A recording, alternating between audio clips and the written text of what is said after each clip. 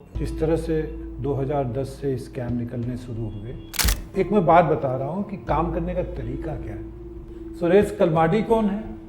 क्योंकि ये दिखाता है कि यूपीए की मंशा क्या थी, सरकार की मंशा क्या थी। इस तरह के स्कैम कोई एक्सीडेंट नहीं है, कोई एक्सीडेंटली नहीं हो जाते हैं। कोई ऐसा नहीं कि किसी बाबू ने गड़बड़ी कर दी इसलिए हो गया।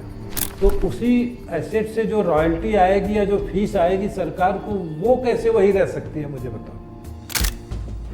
प्रॉब्लम कहाँ है? प्रॉब्लम ये है कि यूजिंग स्टेट पॉलिसी, जितने स्कैम हैं सब में वही है। एक तो पैसे भी दो, दूसरा कोल माइन जो मिला था वो भी जो अलॉट हुआ था वो भी चला गया। ये राहुल गांधी चौकीदार चोर है, जहाँ जाते हैं नारा लगवाते हैं।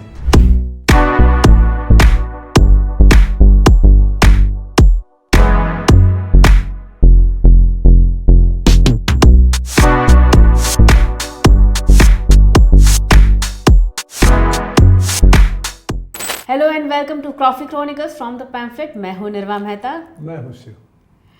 थर्सडे को union finance minister Nirmala Sitharaman ने पार्लियामेंट में white paper on Indian economy पेश किया था, which talks about the 10 years of UPA government, the corruption, how they crippled our economy, fragile state में हमारी इकोनॉमी छोड़ के गए थे एज द लीगेसी, और 14 में Narendra Modi government when it came to power and how the slump economy was taken out of it, and आज हम एक unprecedented pace पे इकोनॉमी हमारी जा रही है। So this white paper essentially talks about कि क्या था, कैसा था और कहाँ तक हम पहुँचे हैं। In the first part we talked about the 10 years of UPA government, how the policy paralysis crippled our economy, made it extremely fragile, and as much कि investors का confidence completely shatter हो चुका था इंडिया में। The second part of the white paper talks about the corruption cases, जो UPA era में हम सुनते हैं कि यूपीए एरा करप्शन केस, मतलब यूपीए एरा अब 10 साल हो गए ना, तो कई लोग भूल चुके हैं कि ये चीज़ें हुई थी इंडिया में। 4000 के टॉयलेट पेपर्स ऑर्डर हुए थे कॉमनवेल्थ गेम्स में and all. There are multiple, at least a dozen major corruption scandals in the UPA government. So that happened during the UPA government. उसमें lots of ministers were involved allegedly. Cases under trial है, कुछ कभी arrest हुए हैं, out on bail है. So let's talk about that, because this part 2 in a 2-page short description. The government has put across the pervasive corruption that was in various government activities. Zero loss was the telecom scam, but the coal block scam. Let's talk about that a little. That came to light in 2012. क्योंकि UPA 1 was almost जहाँ था वहाँ था, वो ज़्यादा ना ही progress हुआ, ना ही it went very down. It was just there. But it was during the UPA 2 when the scam started to come out, and this was one of the major scams that came out in 2012. Let's talk about that a little. देखो, जब hindsight में देखते हैं ना, तो जिस तरह से 2010 से स्कैम निकलने शुरू हुए, तो हमें लगता है जैसे यूपीए 1 जो पावर में आया वो स्कैम करने के लिए ही आया। मैं ऐसा क्यों कह रहा हूँ? एक चीज़ देखो, ये हुआ कि भारत में 2010 में कॉमनवेल्थ गेम होने हैं। एक मैं बात बता रहा हूँ कि काम करने का तरीका क्या है। कॉमनवेल्थ गेम भारत में होने 2010 में, उसे कंडक्ट करने के लिए एक कमेटी बनी, खेल मंत्रालय। मज़े की बात यह है कि उन दिनों खेल मंत्रालय सुनील दत्त के हाथ में था। Sunil Dutt, The film star Sunil Dutt, let's be, जिनको नहीं पता हो कि वो कांग्रेस के बहुत बड़े नेता थे। हाँ, नेता थे। सुनील दत्त साहब के पास खेल मंत्रालय था। कॉमनवेल्थ गेम कोऑर्डिनेट करने के लिए ही वो देश से बाहर थे, और जब वो आए तो उन्हें पता चला कि उन्हें हटा करके सुरेश कलमाडी को खेल मंत्री बना दिया गया। ये क्या बताता है? जैसे अभी तुमने कहा ना कि यूपीए 1 के दौरान कोई स्कैम नहीं निकला था। यूपीए 1 के दौरान स्कैम हुए थे जो कि यूपीए 2 के दौरान निकलने शुरू हो गए। ये सारे स्कैम यूपीए 1 के दौरान हुए थे। तो अगर सुनील दत्त, जिनका इतना बड़ा रेपुटेशन था, उनकी जो छवि थी सुनील दत्त की, बहुत ईमानदार व्यक्ति की छवि थी, वो थे भी जेंटलमैन। लेकिन सुनील दत्त, अच्छा ऐसा भी नहीं कि कोई एनर्जी की कमी है, ठीक ठाक अच्छी तरह से, कोई बीमारी नहीं थी, कुछ नहीं थी। लेकिन तुम सोचो कि सुनील दत्त को हटा करके सुरेश कलमाडी को खेल मंत्री बना दिया गया, खेल मंत्री बना दिया गया। और अब तुम देखो क्या होता है कि सुरेश कलमाडी कौन है? सुरेश कलमाडी ओल्ड राजीव गांधी लॉयलिस्ट हैं। उनको इनफैक्ट अगर हिस्ट्री में जाओ तो सुरेश कलमाडी, कम से कम मेरी याददाश्त में सुरेश कलमाडी का जो पहला परिचय था वो था 1986 में पुणे में मैराथन हुआ था, उसके ऑर्गेनाइजर जो थे वो सुरेश कलमाडी थे। फिर उसके बाद पूरा एक चिट्ठा खुला कि कॉमनवेल्थ गेम में किस तरह का करप्शन हुआ। तो मैं सुरेश कलमाडी वाली बात क्यों बोल रहा हूँ? सुरेश कलमाडी वाली बात इसलिए बोल रहा हूँ क्योंकि ये दिखाता है कि यूपीए की मंशा क्या थी, सरकार की मंशा क्या थी, जिसे हम लोग ना इंडियन कंट्रैक्ट एक्ट हम जब पढ़ते थे तो उसमें एक वो कॉन्सेप्ट है ना, वॉइड एब इनिशियो, जो शुरू से ही वॉइड है। तो उसी तरह का कुछ है कि हमारा ऑब्जेक्टिव ही है, हम आए हैं तो गवर्नेंस, अच्छी गवर्नेंस देना हमारा ऑब्जेक्टिव नहीं है, हमें कुछ न कुछ ऐसा करना है जिससे हमारा पर्सनल गेन हो। अब देखो, अगर कोई मंत्री किसी मंत्रालय में करप्शन हो रहा है, स्कैम हो रहे हैं, तो ऐसा तो हो नहीं रहा है कि भाई स्कैम वो अपनी इमेज जानबूझ के ख़राब करने के लिए, कोई ना कोई तो उसका बेनिफिट होगा पर्सनल, जिसकी वजह से कंट्रैक्ट इस तरह से दिए जाते होंगे। जिस कोयला घोटाले की बात हो रही है, जिस कोल माइंस के अलॉटमेंट की बात हुई स्कैम में, या फॉर दैट मैटर 2G घोटाला जो हुआ फेमसली 1,76,000 करोड़ का घोटाला as per controller and auditor general, उतने का लॉस एक्सचेकर को हुआ। ठीक है, अगर एज पर रूल अलॉट किए जाते स्पेक्ट्रम तो वो लॉस नहीं होता। ठीक है, अब ये चीज़ ये दिखाता है कि एक सरकार की मंशा क्या थी।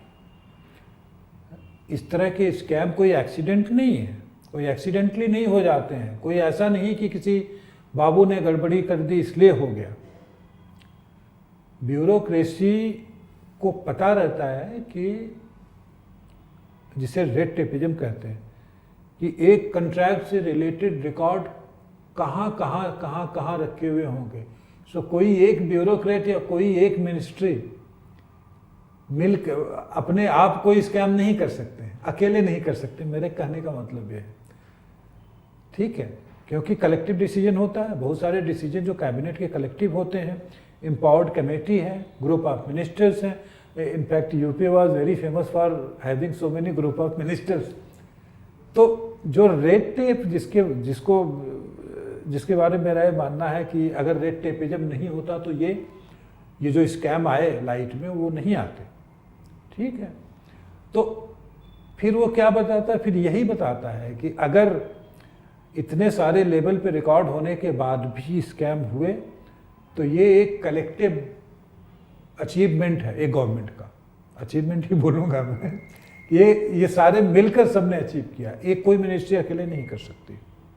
ठीक है, तो वो बात है कि शुरू से मंशा ही वही थी कि चूंकि हम पोजीशन ऑफ पावर में हैं, और जैसा मैंने कहा कि वो ऐसा पीरियड था, जैसे कोल स्कीम की बात करें, वो पीरियड ऐसा था जहाँ पे वर्ल्ड ओवर कमोडिटी की प्राइसेस, खासकर एनर्जी रिलेटेड कमोडिटी की प्राइसेस बढ़नी शुरू हुई थी, वैल्यू क्रिएट होना। कोयला कोई नहीं पूछता था, कोयला अगर देखा जाए तो 2002 से पहले कोयला कोई पूछता नहीं था। सो अचानक जब डिमांड आई तो क्यों आई? क्योंकि एक सर्टेन पेस मिल गया था बहुत सारी डेवलपिंग इकोनॉमी को, तो लोगों को दिखाई दिया कि अच्छा हम उस समय आए हैं शासन में जब कमोडिटी की प्राइसेस बढ़ रही हैं। जैसे ये तो कोयला की बात हुई, मैं बताऊं 2005-06 अगर तुम आयरन ओर जाओगे, आयरन ओर पे जो रॉयल्टी गवर्नमेंट को मिलती थी, वो रॉयल्टी पहले से ही जितनी थी उतनी ही थी। और उसी दौरान अगर तुम एक्सपोर्ट का रिकॉर्ड देखोगे, भारत से आयरन और एक्सपोर्ट का, तमाम आयरन और एक्सपोर्ट हुआ है, खासकर चाइना।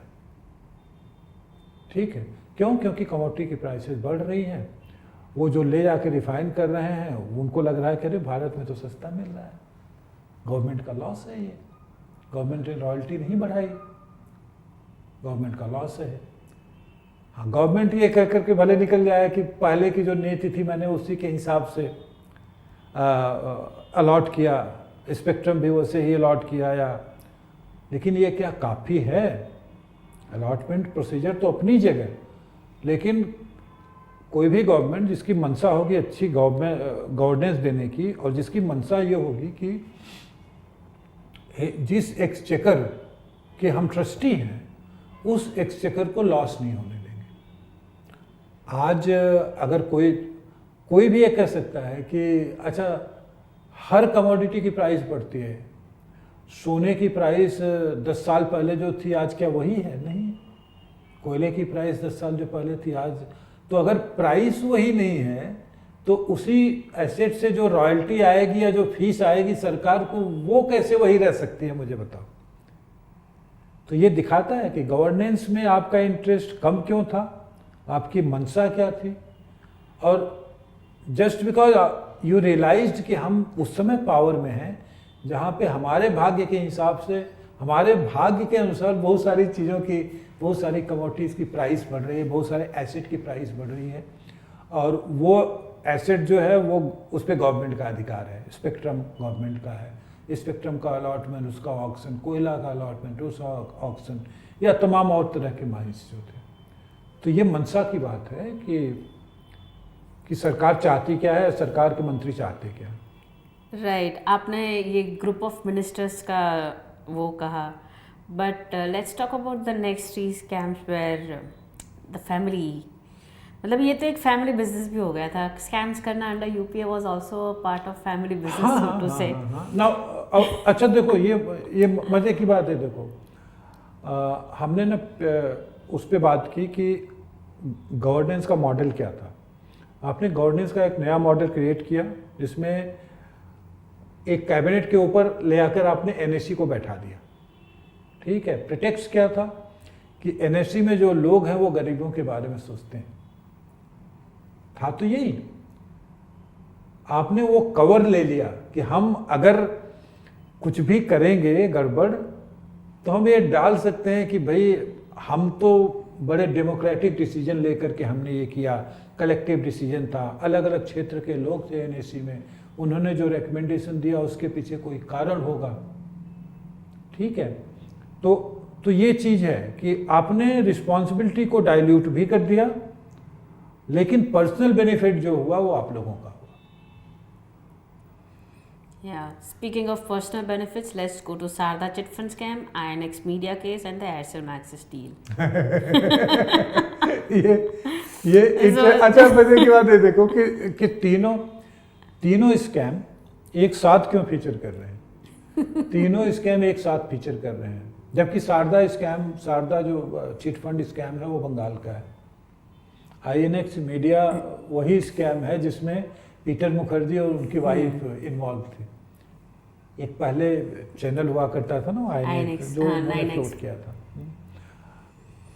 तीनों में यूपीए के वित्त मंत्री और बड़े नेता हार्वर्ड एजुकेटेड है ना वो, इकोनॉमिस्ट, चिदम्बरम एंड फैमिली है। तीनों में इन्वॉल्वमेंट उसी का है। मिस्टर चिदम्बरम को सारदा चिट फंड में वो जो सुदीप बोस था, बंगाल का, चूँकि मैं बंगाल हूँ मुझे याद है, वो सुदीप बोस जो था उसने, मिस्टर चिदम्बरम उसकी ये थी, क्या कहते हैं, एडवाइजर थी, और हेफ्टी फीस उन्होंने वो लेती थी इसमें। INX का हम जानते ही हैं, कार्ति चिदम्बरम भी इन्वॉल्व थे उसमें, उनका भी नाम आया था, जेल भी जा चुके हैं। और एयरसेल मैक्सिस जो है वो शिवशंकरन, मतलब उन्होंने यहाँ तक कहा था कि भाई इस फैमिली ने हमारे ऊपर प्रेशर डाल के डाइल्यूट करवाया हमारा स्टेक। ठीक है, तो हार्वर्ड एजुकेटेड लोग जो हैं, जो होता है ना कि अच्छा आप ही सब कुछ हैं, क्यों? क्योंकि आप बाहर से पढ़ के आए। वो जो कॉलोनियल हैंगओवर जो होता है कि अरे आप उनको करप्ट कैसे बोल सकते हैं, वो बाहर से पढ़े लिखे हैं। Ivy League after all. हाँ, आईवी लीग के कॉलेजेस में पढ़े लिखे लोग हैं। तो ये फैमिली जो है खासकर इन तीनों स्कैम में थी। लेकिन प्रॉब्लम कहाँ है? प्रॉब्लम ये है कि यूजिंग स्टेट पॉलिसी, स्टेट की पॉलिसी है, गेन लॉस स्टेट का है, गेन पर्सनल है। जितने स्कैम हैं सब में वही है।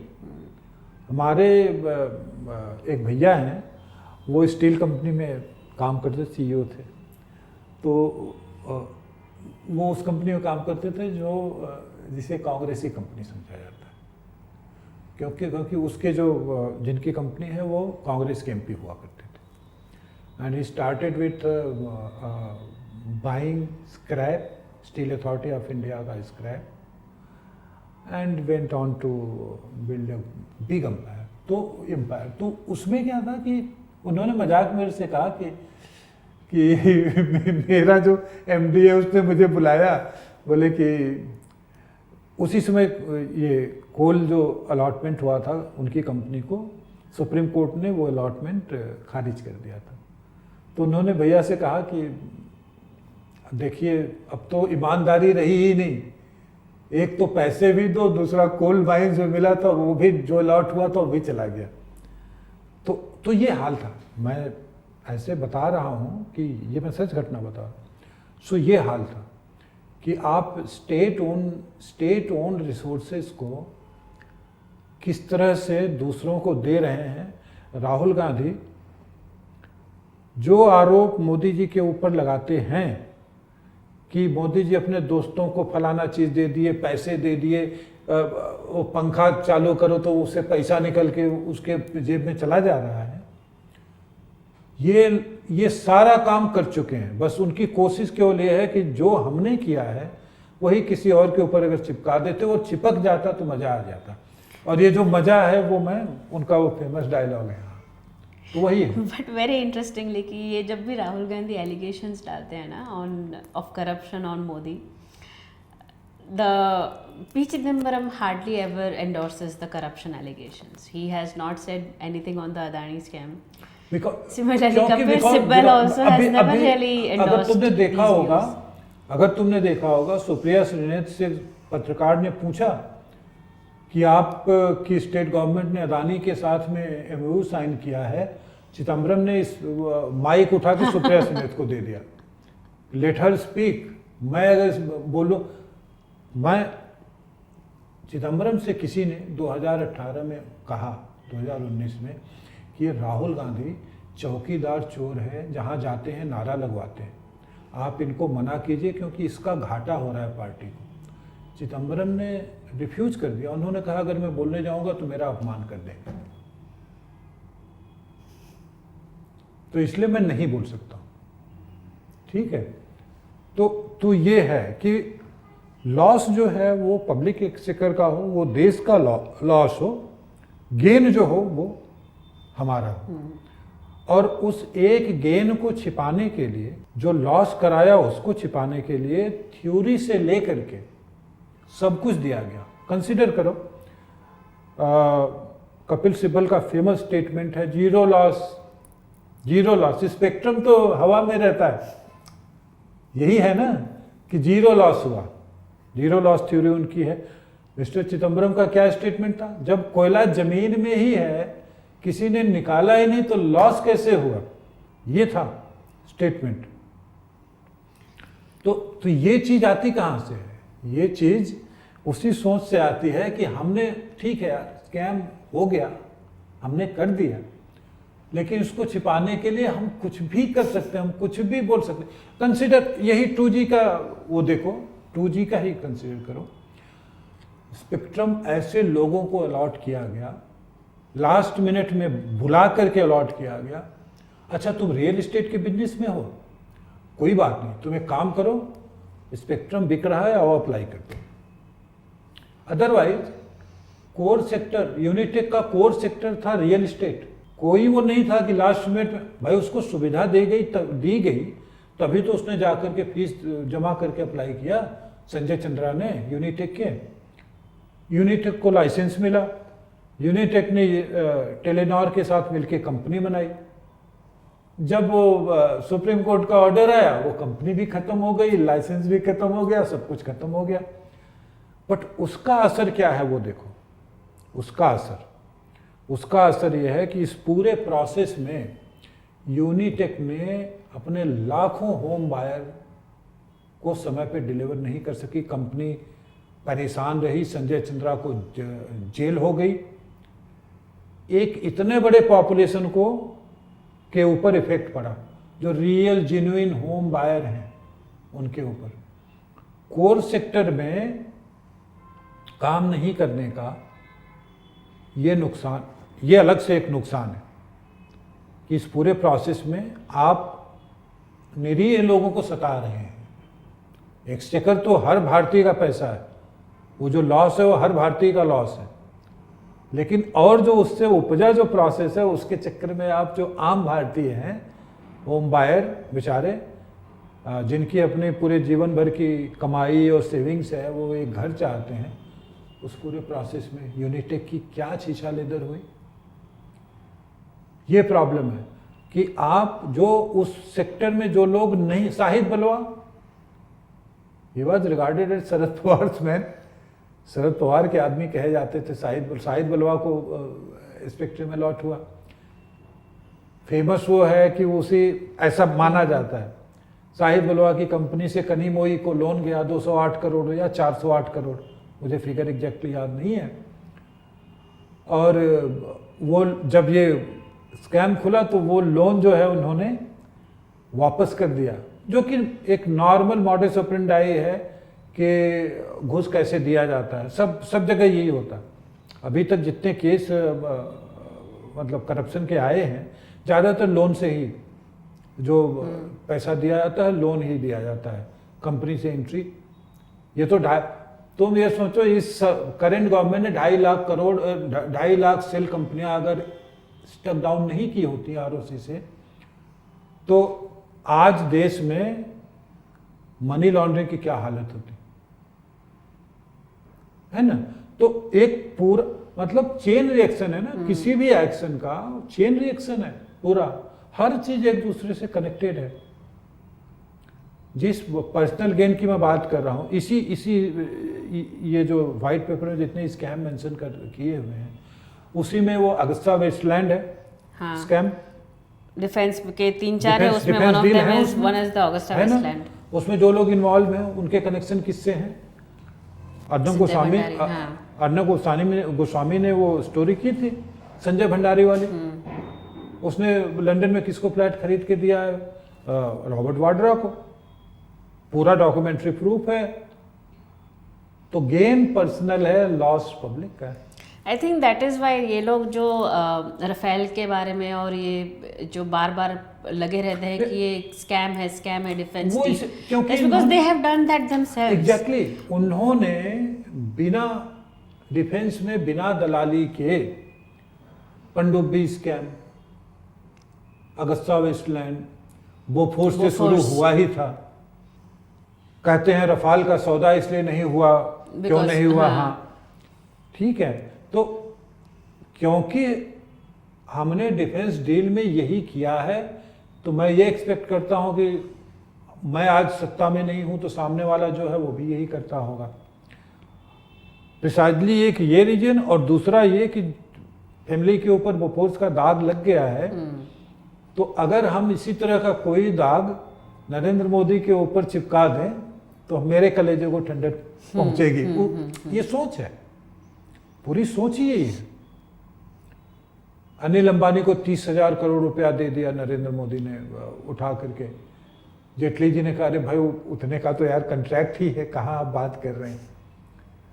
तुम्हें ऑफसेट क्या है वो उसका ज्ञान नहीं है, कितने का ऑफसेट में कितनी कंपनियां को मिला है उसका तुम्हें ज्ञान नहीं है। तुम सीधा सीधा बोल रहे हो अनिल अंबानी को दे दिया।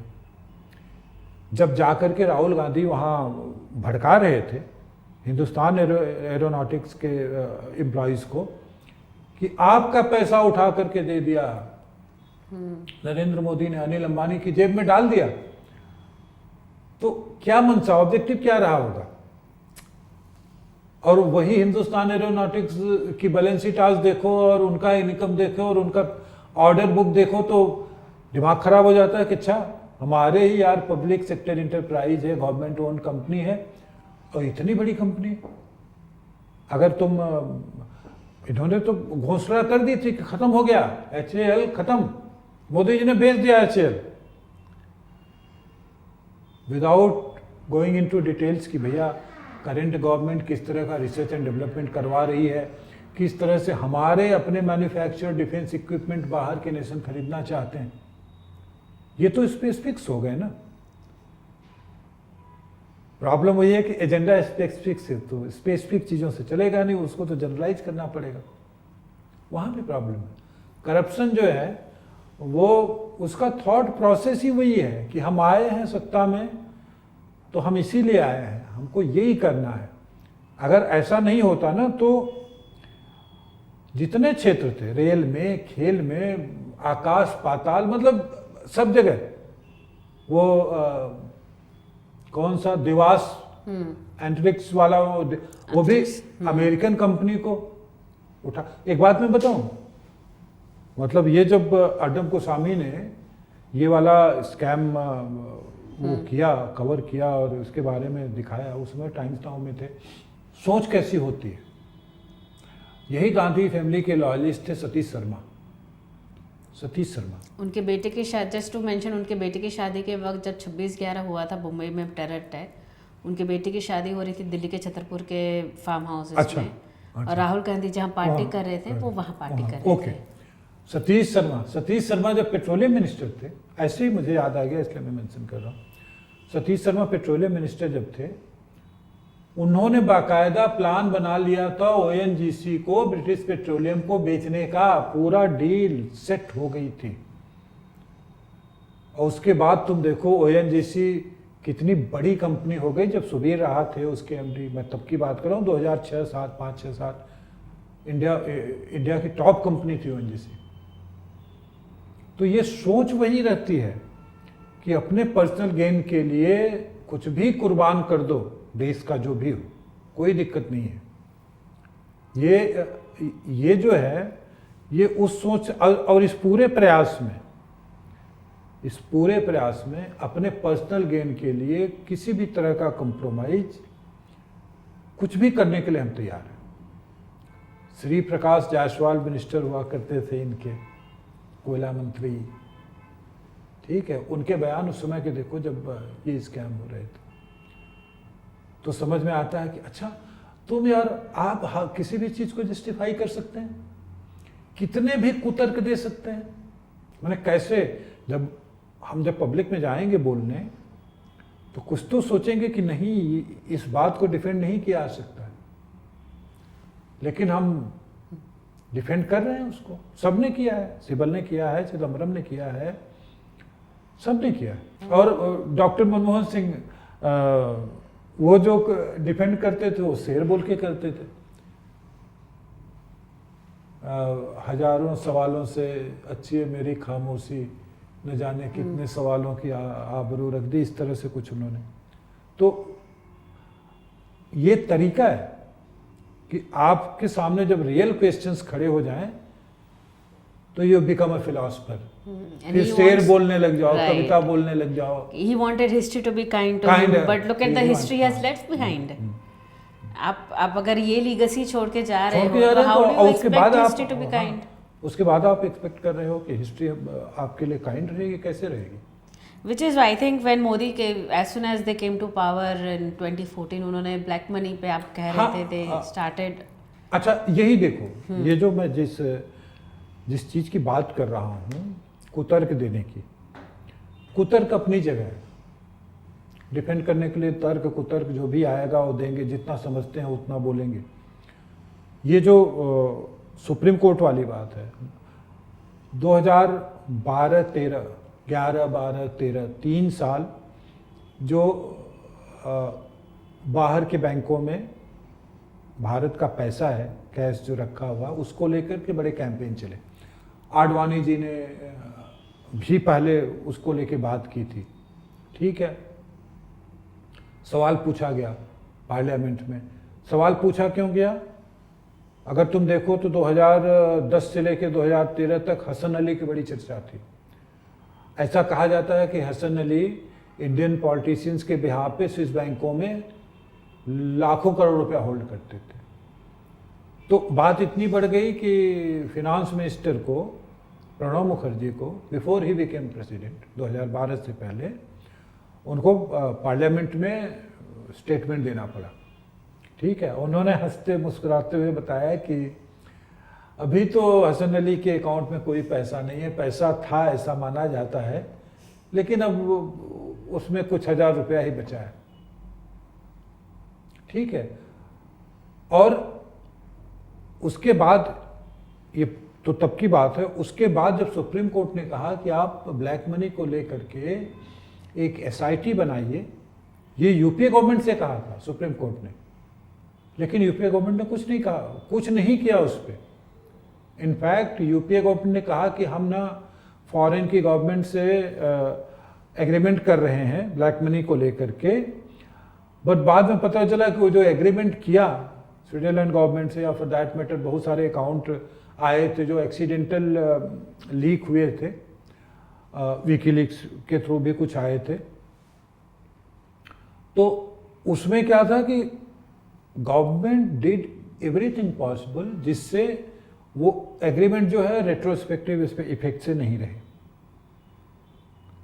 वो तब से। और उसके बाद हंसते हुए बताया कि एग्रीमेंट हो गया है गवर्नमेंट्स के, डिफरेंट गवर्नमेंट्स के साथ में, और अब जो है अब से जानकारी जो है ब्लैक मनी रिलेटेड वो हमको देंगे, ठीक है। ये तब की बातें हैं जब दुनिया भर में कोशिशें हो रही थी मनी लॉन्ड्रिंग को रोकने की, एक मिनिमम इंटर गवर्नमेंटल एग्रीमेंट हो रहे थे दुनिया भर में कि भाई अपने अपने देश में आप करप्शन रोकिए, मनी लॉन्ड्रिंग रोकिए, इन चीज़ों को रोकिए। अभी FATF की जो रिपोर्ट थी, अभी तो लास्ट ईयर की, सोचो FATF की रिपोर्ट में प्रियंका गांधी की चर्चा है ना। तो ये चीज़ें जो हैं ये बताती हैं, ये इन चीज़ों से पता चलता है कि सरकार चलाने का ऑब्जेक्टिव आपका क्या था और वो कितना अच्छा या खराब था। और यही कारण है कि भारत की जनता आपको जज कर रही है और आप परेशान हो रहे हैं, और ये आशा कर रहे हैं कि आई होप कि history will be kind to me. Right, but ये तो थी करप्शन स्कैंडल्स और यूपीए की चर्चा। The third part of this white paper deals with what the government did, how they rescued current government, current government, Narendra Modi government, how they rescued the economy from the crisis. जो legacy UPA को मिली थी और जो ये छोड़ के गए, उसमें जमीन आसमान का, जमीन आसमान, and उसमें जमीन आसमान का अंतर है।